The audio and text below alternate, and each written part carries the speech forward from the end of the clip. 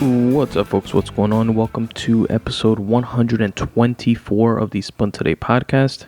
I'm your host, Tony Ortiz. Thank you very much for listening. In this episode, I speak about the untimely, senseless killing of Nipsey Hussle. I speak about a couple of instant classic fights that took place in UFC 236.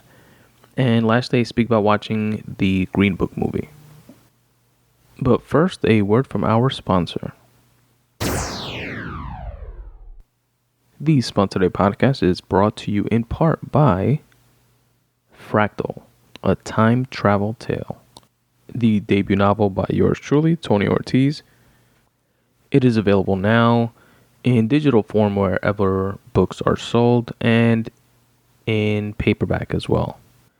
Do you want to read a dope time travel story riddled with government surveillance and the balance of good versus evil, justice versus injustice, in a subculture of altruistic folks that have the ability to skip through time and right some of the wrongs of the past? Then Fractal is the book for you. It is available now wherever digital books are sold, whether you read on Kindle, iBooks, Kobo, or any other e-reader. You can get your copy of Fractal now. It is also available in paperback. If you're like me and actually like to physically hold a copy of a book that you're reading, you can pick up your paperback copy on Amazon. I even recorded an entire podcast related to Fractal, my debut novel, that you can listen to find out how the sausage was made.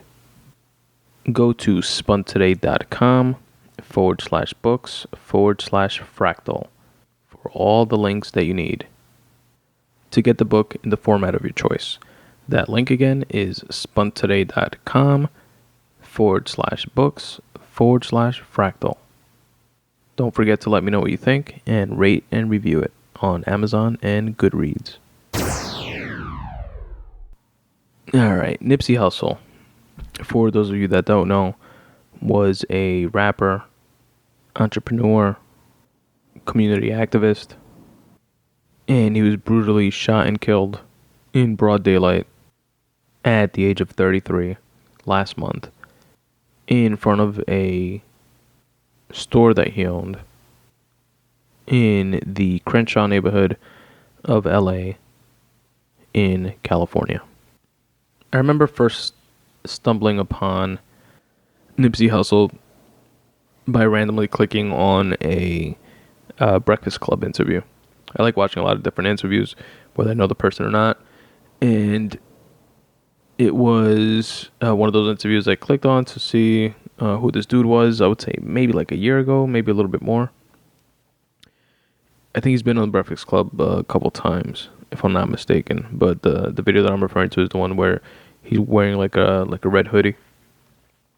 So whenever that one came out, and I remember being like so intrigued with the way he thought, the way he came off as this like gangster hood dude for sure.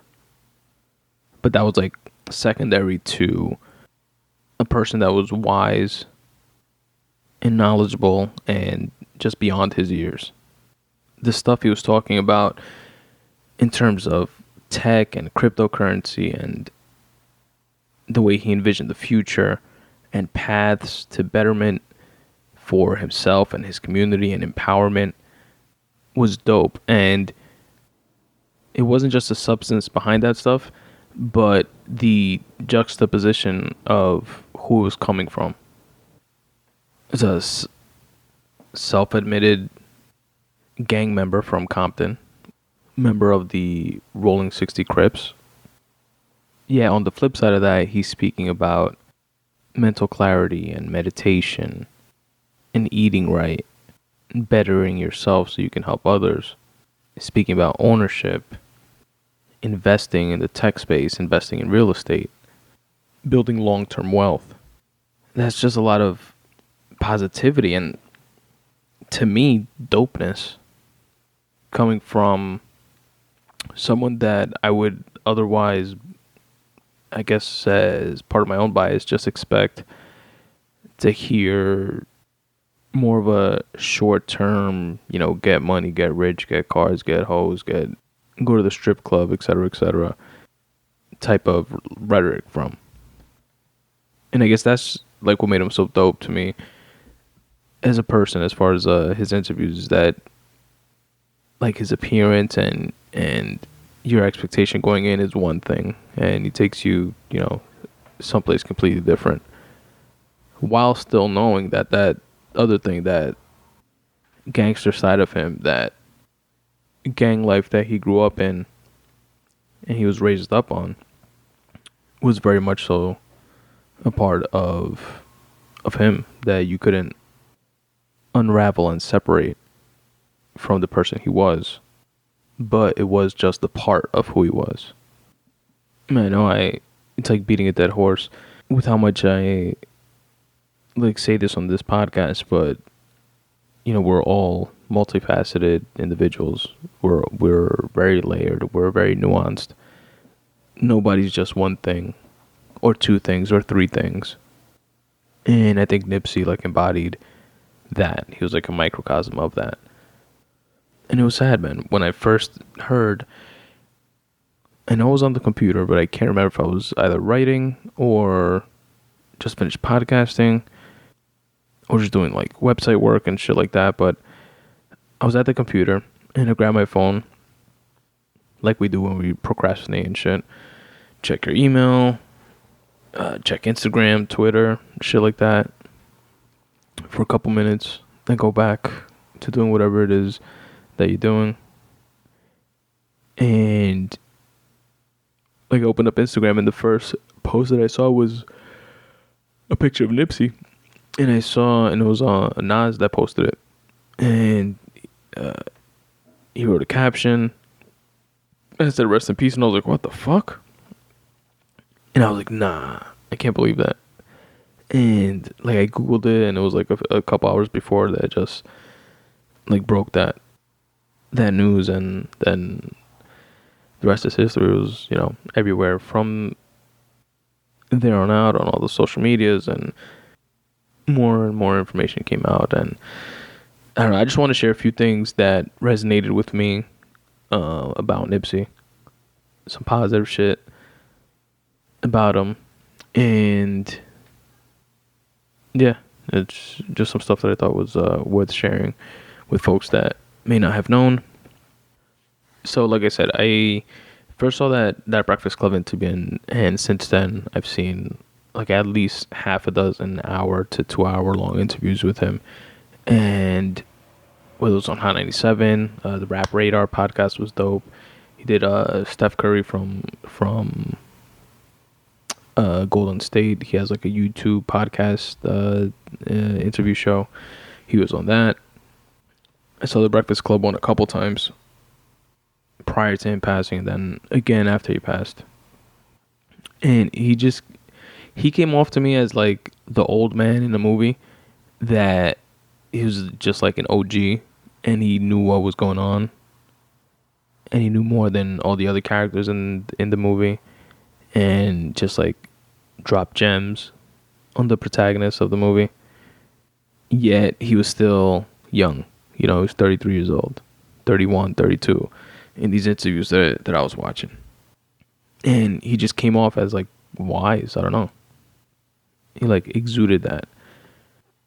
Now, a few dope things that I read that he did in the community as far as giving back was doing things like repaving and cleaning up parks and playgrounds, buying students sneakers for like going back to school. He invested in real estate in his neighborhood. And by his neighborhood, I mean the Crenshaw neighborhood that he grew up in southern Los Angeles. I read an article, just one article, so I'm not sure how much stake you want to put in it, but an article saying that in some of his real estate investment, he gave homeless people a place to live. I don't know if it was like by renting it to them cheap or what, but it also said that he gave homeless folks jobs. One of the parks that were completely rehabilitated in the neighborhood was by way of a partnership / sponsorship that he had with Puma, the sneaker company. And he worked that into the deal. And the Puma deal came about because of a Reebok deal, a proposed Reebok deal that he had the opportunity to sign on to, but wound up turning down because they wanted to promote a Reebok shoe with like blue coloring on it and add a Rolling 60 logo to the sneaker, obviously appeasing to the like gangster, Rolling 60 Crip gang that Nipsey was known to be affiliated with, or part of rather.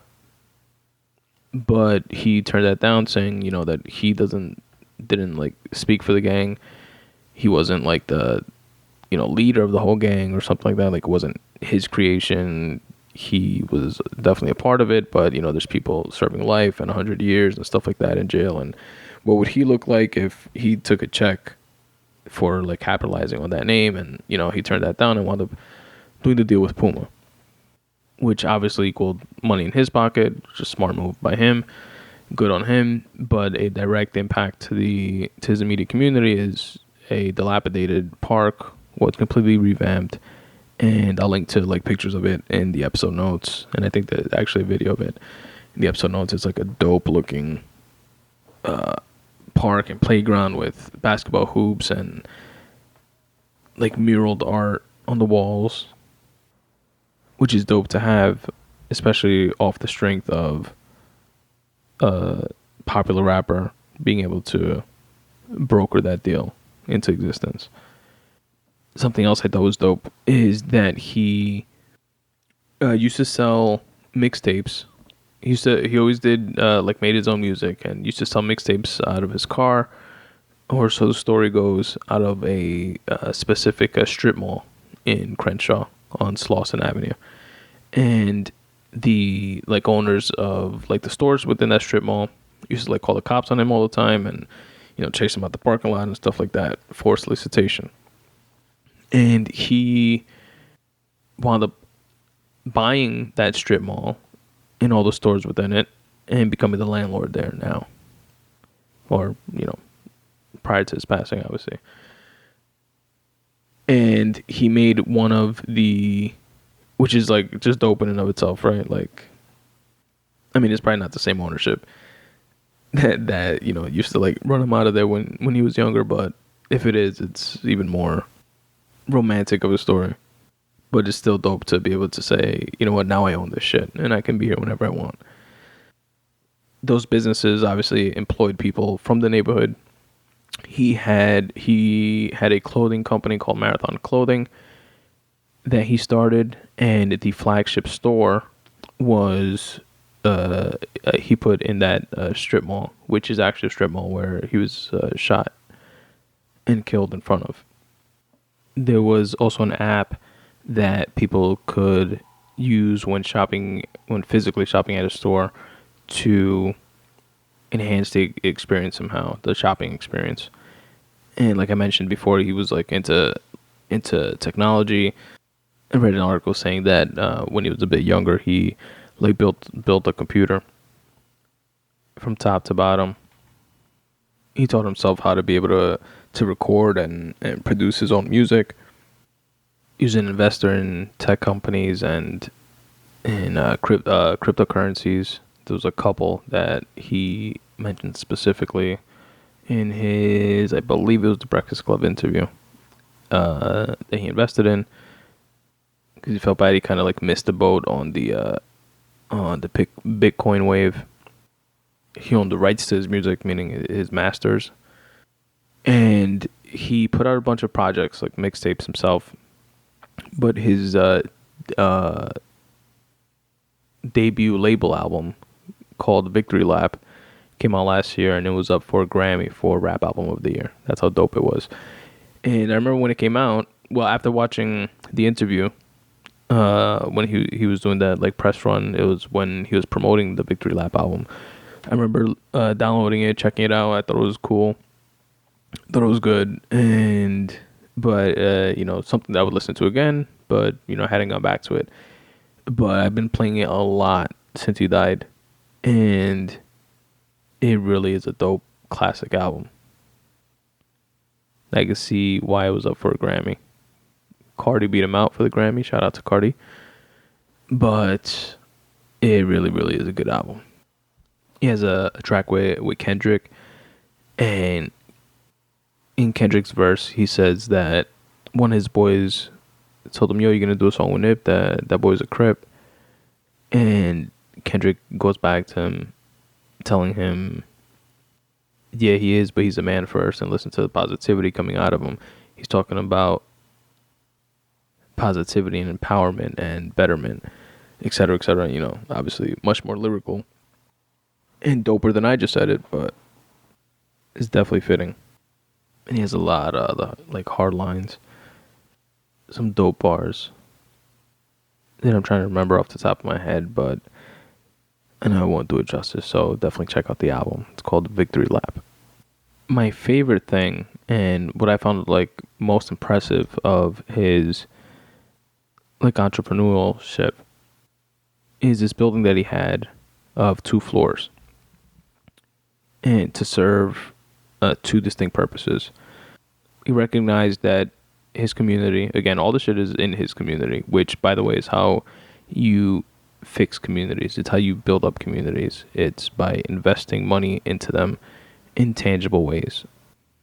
It's how you uplift and help change communities for the better, with opportunities and access to different things that they're otherwise not exposed to. And his community, which is notoriously known for being riddled with gang violence and gang culture, that self-perpetuates itself because it's the premier culture of the area. And he spoke about seeing the lack of infrastructure within his community for people that wanted to start businesses and just get something going off the ground. So he has this 4,700 square foot space that is 2 floors. The top floor is a co-working environment, which occupies the second floor, the top part. And he offered flexible short-term leases, daily passes, monthly memberships, private offices, and custom build-outs for teams needing personalized options. And I hear something like that, and I think of the neighborhood that it's in, and it's a place like that in any neighborhood provides access to folks that don't have the capital to open up their own office space, for example. But in a neighborhood like Crenshaw and Compton, and these areas that we know to be uber violent areas and have this negative stigma about them, it's that much more of a beautiful thing to me. And I'll give you guys a tangible example. I worked in real estate and mortgages for a long time, and I worked with a lot of people trying to, a lot of real estate agents. That's what you start off as, right? You take a real estate class, then you take a state exam, and you become a licensed real estate agent. And every 2 years, you have to do some refresher trainings and stuff like that to keep your license active. But besides going through that process, after you have your real estate license, you have to find a sponsoring broker, which means an office to work out of, a broker to work with. A lot of folks, after having some success as being a sales agent, want to open up their own place. And especially starting out, a lot of them didn't have the capital to do so. And I know a couple of agents cutting deals with the brokers that they were working for, technically, that were getting a cut of all their sales, to let them use their office for their own gig, to let them do business basically in the broker's place of business, which obviously the broker's not incentivized to. And all of those deals wind up going sour. And if one worked, that I can vaguely remember, it was like to the tune of the agent that was trying to start off his own thing, like getting raped financially by the broker, because again, it's not in the broker's best interest to fund the business of a now competitor, technically. So a space like this where you can, not have to sign a contract at the person's house, and you can bring them into a professional space by renting an office for a day or for a week or for whatever it is, can very much so make the difference between somebody taking you seriously and signing their house over to you for you to sell it for them in terms of like a listing agreement, or somebody thinking, oh, this guy doesn't know what he's doing, he's doing real estate out of his bedroom at home. And that one deal that can gain you enough commission to really lease out your own spot and start growing your client list and having that snowball into one deal turns into another deal, and the person that sold their house, a family member now wants to buy a house and they refer you to them, and that's how the shit works, right? So a space like this is so dope, and to have that flexibility in recognition of the neighborhood that you're in and the lack of financial resources within the neighborhood is a dope thing to be able to do. And again, in reinvesting in your neighborhood, that is a form of directly reinvesting in your neighborhood, and the ripple effects of that are truly limitless. Now, that's the second floor of this 4,700 square foot space.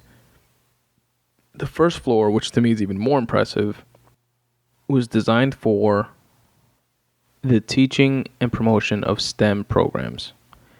STEM standing for science, technology, engineering, and mathematics. And it's a co-work space to try to connect young kids with jobs in the tech space. And they had workshops, and they taught things like coding and other computer language in an attempt to bridge the gap between this impoverished neighborhood and opportunities in the tech space. Now, this location was known as Vector 90, if you guys want to look it up. You know what the craziest shit is about the whole thing is that he was killed by a member of his own gang. If it was like a blood versus Crip, eternal beef type of thing, it would kind of even not be okay, obviously, but it would make sense. It would make more sense. Like, you live by the sword, die by the sword type of thing. You were in that life, you made that decision. It's a lifelong decision. Even though you're doing all this positive shit, that negative shit that you did before caught up with you. It would kind of fit like that narrative. But it wasn't even that. It was, by all accounts of witnesses that were there, in the parking lot in front of the Marathon clothing store that Nipsey owned, in the strip mall that Nipsey owned in his neighborhood. This dude that was, his name is Eric Holder, that was, again, from his same, Nipsey's same clique, supposedly came around, and he was known to being like a snitch or an informant or something like that, and they had some verbal words, and Nipsey told him that he's not welcome there, he shouldn't be around there, and told him that he should bounce or something along those lines. And the guy did. He left, and then he came back with a gun and wound up shooting Nipsey. All this was caught in surveillance, and you guys can watch that. I'm sure you can find it online fairly easily. And the dude, shot him 5 times, I believe, and then ran, and then came back and shot him again in the head, to make sure he was dead. Or he kicked him a couple times. And I think everybody thought that dude wouldn't like make it alive. Like the streets were gonna like find him before the cops did, because they didn't find him for like a day or two. But they wound up finding him trying to commit himself to like in not insane asylum, but like a mental institution. So I'm guessing that's the angle he's gonna use in his defense. And you know what's even crazy on top of that? The next day after Nipsey was shot, the police chief and police commissioner of the LAPD had a meeting on the books with him to discuss on ways to help stop and prevent gang violence in the neighborhood. Which I feel like their infrastructure and his influence and knowledge and perspective could have done good things within that vein.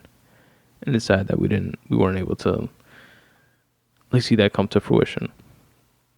We got a glimpse of that, I would say, in like the aftermath of his passing. There's another video that you guys can see online that I think went viral, where like a lot of different not just Bloods and Crips, but a bunch of different like sects and cliques and different gangs in the neighborhood, which would normally have like a, kill on sight type of mentality against each other, were all marching in unison in favor of stopping the violence and in memory of Nipsey. And I don't think anyone's naive enough to think that, that's something that's going to last. The peace, I'm referring to when you're dealing with generations and generations of gang violence, that is now like the fabric. It's embedded within the fabric of that neighborhood, the culture of that neighborhood. But it was still dope to see. And it shows that it's possible, But yeah, man. It's a fucking big loss. R.I.P. to Nipsey Hussle. Alrighty, UFC 236 took place on April 13th, the day after my birthday, in 2019. What a dope card. This card was headlined by a lightweight main event between Max Holloway, who went up from 145 to 155. Max Holloway, being the 145-pound champ, went up to 155 to face Dustin Poirier for an interim title at 155, while Khabib Nurmagomedov is serving his suspension for the whole like Conor fight outside. When they fought, like he jumped over the ring and started fighting Conor's, I don't know, that whole fucking blow up fiasco thing. And a couple of Khabib's dudes, camp, jumped Conor in the octagon. He's serving that whole suspension. And also he has Ramadan coming up, which he doesn't fight during, obviously, because he's fasting. Can't eat anything. And he's due to come back, I believe, at the end of the year. So in the interim, there's a lightweight belt on the line, an interim lightweight belt. And that was a classic fight, like an instant classic. There was 2 instant classic fights. This was one of them. Probably, if I had to rank them 1 and 2, like the most instant classic and the second instant classic, this would be the second instant classic. But it was a dope back and forth between Dustin Poirier and Max Holloway. Max Holloway, I expected to look bigger, being that he cuts a lot of weight to go to 145, and he's a lanky dude, but he's a skinny guy. Like he doesn't have a lot of muscle on him, so he didn't look as big as I thought he would at 155. Having to cut less weight. And Dustin Poirier did look bigger. Like he looked bigger than Max. More like bulkier, I would say. Poirier put it on Max Holloway, man. I wouldn't say completely dominated. That wouldn't be fair to say. And Max Holloway, it was like a back and forth. And Max Holloway, I think it was in the second round, was close to being close to putting Dustin Poirier away. You know, he's a phenomenal striker, Max Holloway is. And he was just connecting at will like he normally does at 145. Dustin Poirier was just able to like take his shots more than opponents usually are with Max Holloway. And whereas Dustin Poirier's punches were like hurting Max like a lot more frequently than Max's were hurting Dustin's. But it was a dope fight, and I implore you to watch it if you can. Now, the co-main event was between Kevin Gastelum and Israel Stylebender Adesanya. And this is for the interim middleweight belt. Robert Whittaker, who's the current champion, is hurt and recovering. He was injured. He was supposed to fight Kevin Gastelum a few months ago, and he had to bow out of that fight. And they gave the interim shot to Israel Adesanya against Kevin Gastelum. And this was the number one fight, in my opinion, on this card. And an absolute instant top 10 fight of all time. It was so dope to see. And Israel Stylebender Adesanya was a fighter that I spoke about recently on the podcast when he fought against Anderson Silva. And that was kind of like a passing of the torch type of fight that I told you guys about. And Kevin Gastelum is just a beast. And he was an Ultimate Fighter, tough champion. You know, he made it out of the show, and he was literally the last person to be picked on the show, and, you know, was a complete underdog the entire time and wound up winning the whole thing. And he has since surprised and surpassed, I feel like, a lot of folks' expectations, including mine. And he had Stylebender hurt a bunch of times throughout this fight. I thought he was going to pull it off. And then Stylebender had Gastelum hurt a bunch of times throughout the fight. And I thought he was going to pull it off. It was either going to be a knockout or a submission. And it was just going back and forth and back and forth. And it's the first time I've seen Stylebender hurt. Stylebender, who has a 17-0 undefeated record. And Kelvin almost put him away. And then, like in the fifth round of this fight, towards the end, seconds, I would say the last like 20 seconds of the fight, Stylebender was dominating the round, even though there was still some back and forth in the round. But by this point, like, the fight was like anybody's fight still. Stylebender fucked up Kelvin so bad that I thought, like, within the last 20, 10, 5 seconds even, I thought the ref was going to stop it. I think Rogan and DC, they were calling, stop it. Because Stylebender, like, put it on him. They didn't stop it. The ref didn't. And it went to decision, and Stylebender won. And is now the interim middleweight title holder. And is going to face Robert Whittaker when he's able to return. And that's going to be a big fight as well. Now, Whittaker is, like, I would say, like, a bigger version of Kelvin. You know, powerful, stocky, taller and bigger. And Adesanya had I would say, a very tough time with Kelvin. So I don't know if he would be a favorite against Robert Whittaker. The only thing he has to his advantage is that, you know, Whittaker's been out for several months now, maybe even longer than that. Maybe like a year. Has it been a year?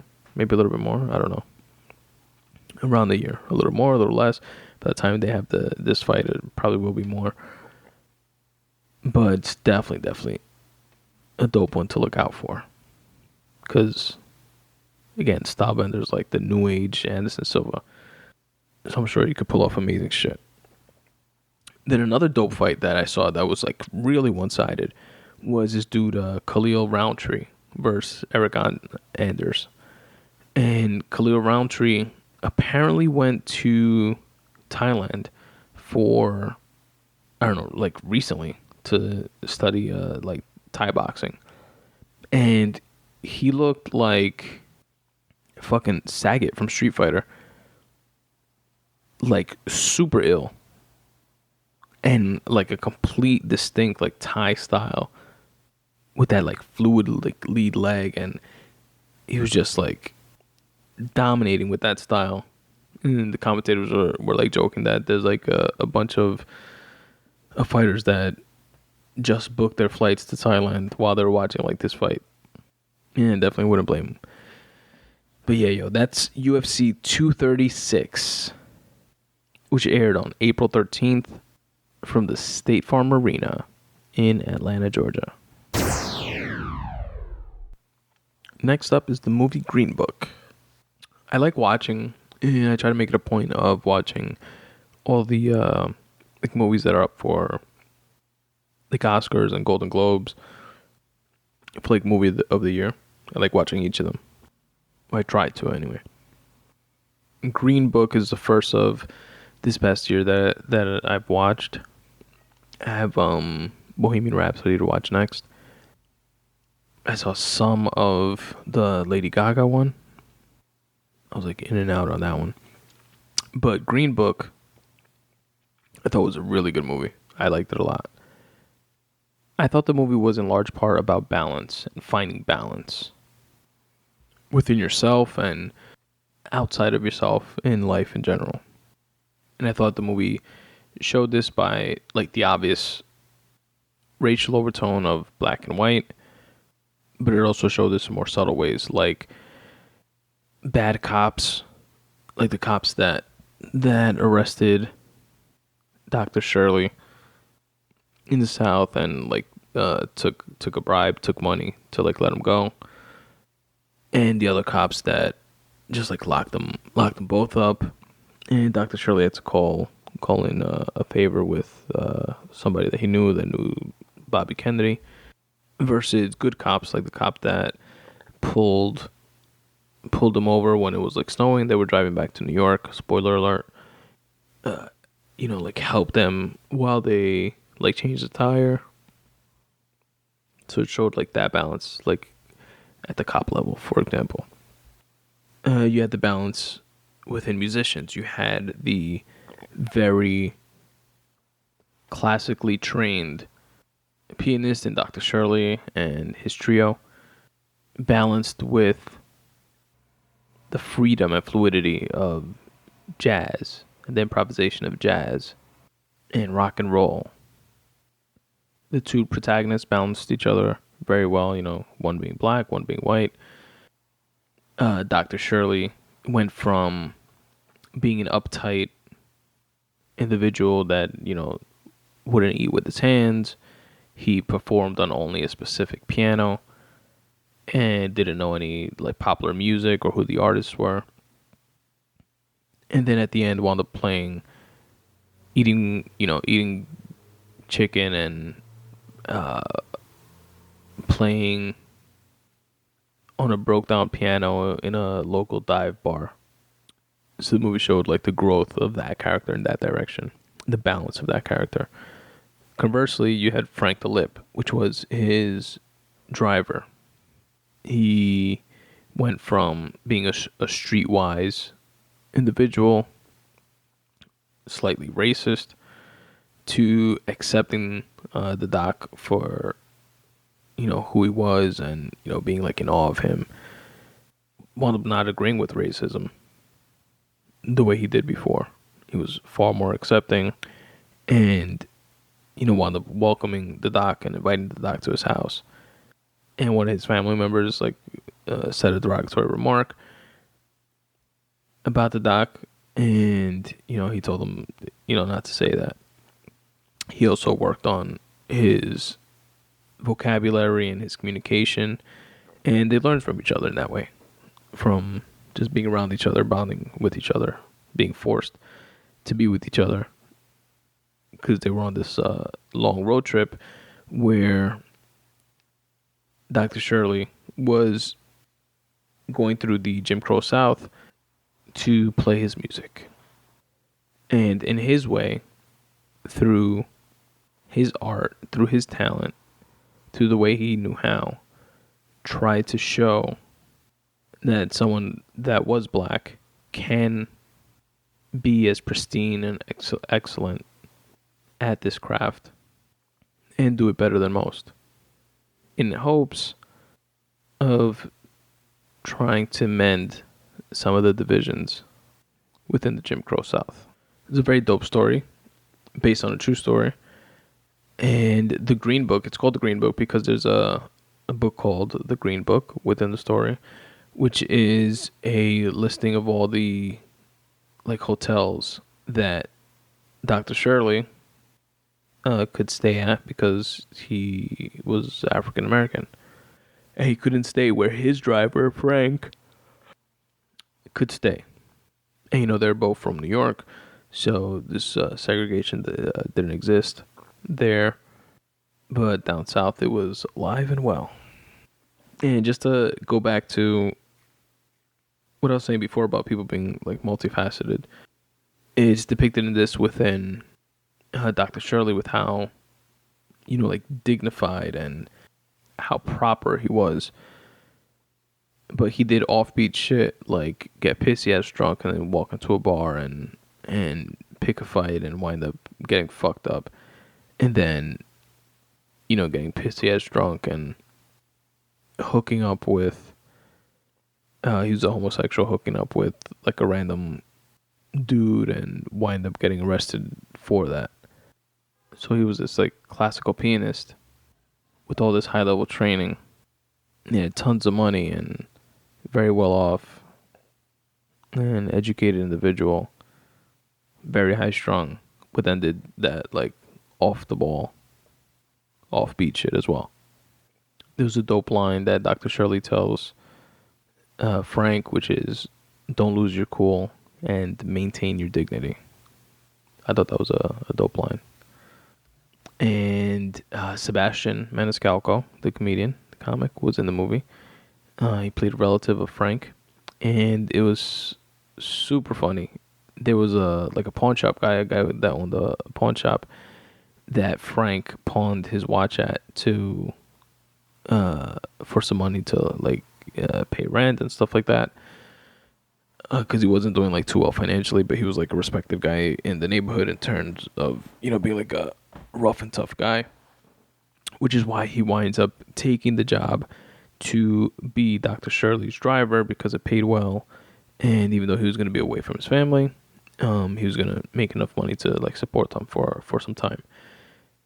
And he pawns his watch and then leaves instruction with Sebastian, his relative, to go pick up the watch, you know, before the pawn shop guy sells it, to get it back for him. You know, he sent him some money, you know, once he made the money and whatever. So long story short, Frank comes back home on Christmas, and, you know, he's like in the middle of, the family's like in the middle of Christmas dinner, and it was hilarious. The pawn shop guy shows up to the dinner, and Sebastian gets to the door, and he tells him, "You showed up? You actually came? I was kidding. And you brought your wife too?" And then the guy comes in or whatever, and Sebastian turns around to everybody and says, "Hey everybody, it's so-and-so," whatever the guy's name was. And he didn't even bring anything on Christmas. So, I don't know. That scene was just funny. Sebastian busting his balls like, "I invited you to Christmas, but I didn't think you'd fucking show up. And you didn't even bring anything? You fuck." And one last line that I thought was really dope in the movie that I'll leave you guys with is, "The world is full of lonely people scared to make the first move." Let that one marinate for a bit, folks. That's episode 124 of the Spun Today Podcast. Stick around, listen to some tunes in the background. Listen to one of my favorite Nipsey tracks from the Victory Lap album. And then stick around for some ways you can help support the Spun Today Podcast. Once again, I'm your host, Tony Ortiz. Thank you very much for listening. I'm prolific, so gifted.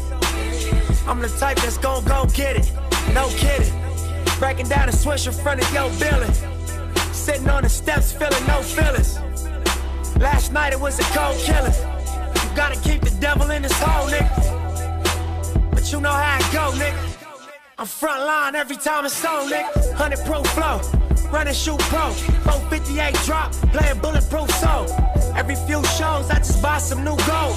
Circle got smaller, everybody can't go. Downtown Diamond District, jewelers like yo. Hustle, holla at me, I got Cubans on the low.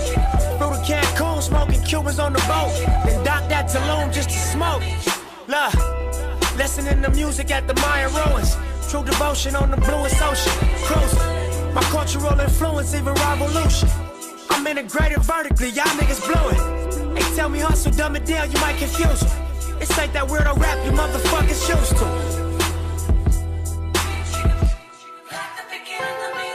I'm a urban legend, South Central in a certain section. Can't express how I curb detectives. Guesses, evidence of a divine presence. Blessings, held me down at times I seem reckless. Effort, got an L but gotta eat for effort. Stretched it, dropped him off in the Mojave Desert. Then left him, ain't no answer to these trick questions. Money making nip, straighten out my jewelry on my bitch dresser. Well known, flick up in jail clothes. Snatch a champagne bottle from Rico's till T-shows. Whatever, nigga, playing chess, not checkers. Nigga, 38 special for you clever niggas. See, bro, you ain't living down by the street code. Been through all these motions up and down like a seesaw. I can never view you as my equal. Fuck, I wanna hear your CD folk. Would you like to receive a short email from me once a week? You know that feeling you have on a Monday at work when you have absolutely nothing to look forward to except for lunch? Have no fear, the Midday Monday Boost letter is here. In this short weekly newsletter, you will receive 5 things. 1 is a photograph of the week from a photographer. A podcast of the week. I listen to tons of podcasts, dozens and dozens of podcasts, hundreds of episodes, and I cherry pick the best ones, and I share them with you here. You'll also receive a video of the week, which could be anything from a rap battle to a TED Talk. You receive a quote of the week, something to let marinate in your mind, and a word of the week so that you and I can both step up our vocab. So if any of that sounds of interest to you, check it out. Check out the subscribe page at spuntoday.com/subscribe. Drop in your email address and you'll receive the very next one. For any writers or creatives out there, I have a questionnaire. It's a 5-question questionnaire that anyone is free to fill out. It's located at spuntoday.com/questionnaire. And what it is 5 open-ended questions related to your craft. It's things like what inspires you to write or create whenever you don't feel the inspiration to do so. What are your favorite apps or tools or tricks to trick yourself into getting into the mind state of actually creating? What inspires you, etc., stuff like that. And what I do with your responses is share them on a future episode of the podcast. Now, you can choose to remain anonymous. If you choose to, you have that option right there when you fill out the questionnaire. And if you do not choose to remain anonymous, I give you a shout out on the podcast and promote for free whatever it is that you have going on. So I appreciate you in advance for sharing that with me, as well as the rest of the listeners of the Spun Today Podcast, which would stand to gain from you filling out the questionnaire. Now, you can help support the podcast in a myriad of ways. One way, which does not cost you anything and is most popular within the podcasting community, is by shopping on Amazon using my affiliate links banner. So the way that works is you go to spuntoday.com/affiliate links, or just click on the affiliate links tab at the top center of the page. And there you will see a banner for Amazon. You literally just click on that and it takes you to Amazon's website where you do your shopping like you normally do. It does not cost you anything extra, but Amazon will give me a kickback just for driving traffic to their website. So that would be a big help. It literally costs you nothing extra financially, just costs you a couple of extra clicks of your mouse before you do your Amazon shopping. The iTunes banner that's on that same page works the same way. So if you're purchasing music or movies or whatever it is on iTunes, feel free to go through my affiliate link portal there as well. If you want to make a one-time PayPal donation, feel free to do so. There's a PayPal donation button on there as well. Within that same tab, you'll also find a link to the Spun Today Viral Style store.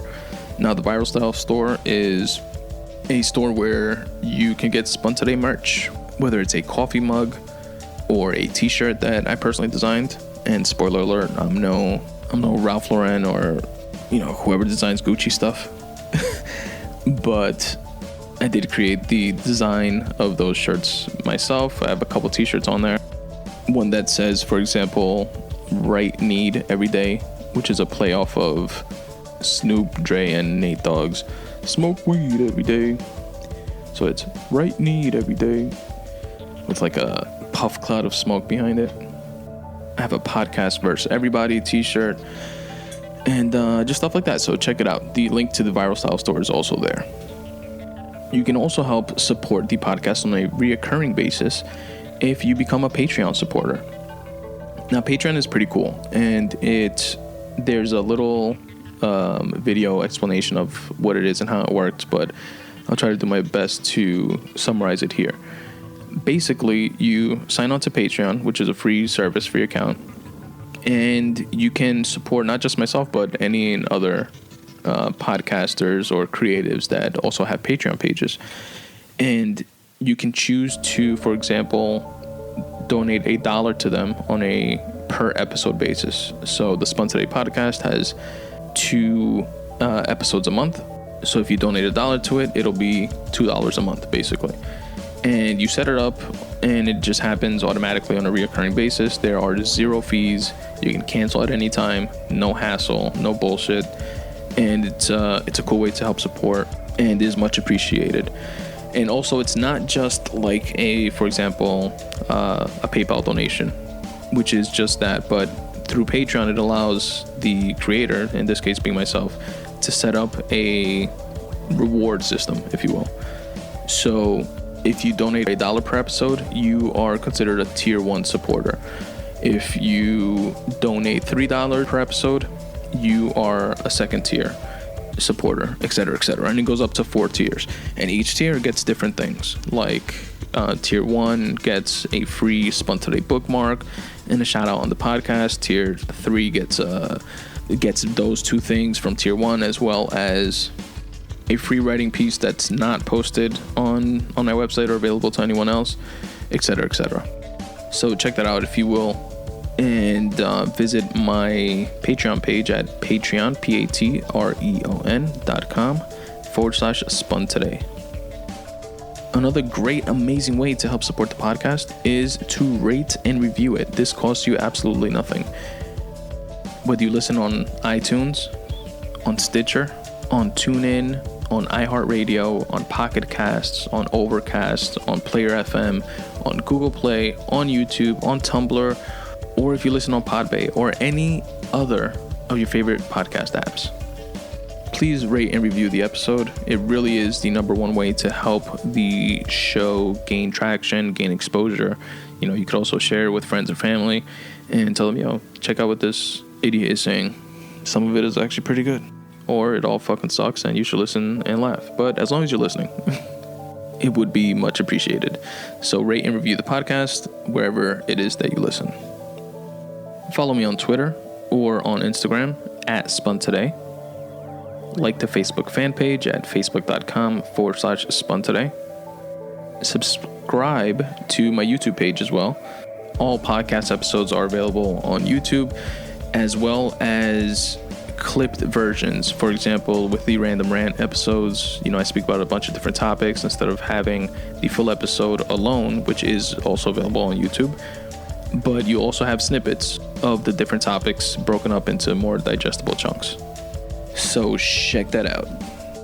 You can also support by checking out my book, Make Way for You, Tips for Getting Out of Your Own Way. It's a quick, short read if you're looking for some inspiration and motivation, and you can find out more about it at spuntoday.com/books. There you'll find a video of me telling you all how the book came to fruition, as well as a couple of audio excerpts. If you're interested, you can purchase it wherever books are sold: Kindle, iBooks, Kobo, in ebook or paperback format, which you can find on Amazon. Also, for being a Spun Today listener, I can also send you a free copy. Right there on that same landing page at spuntoday.com/books, drop in your email address at the bottom of the page, and I'll shoot you over a copy in the format of your choice. And that's all I got, folks. Thanks again for checking out this episode. And as always, substitute the mysticism with hard work and start taking steps in the general direction of your dreams. Thanks for listening.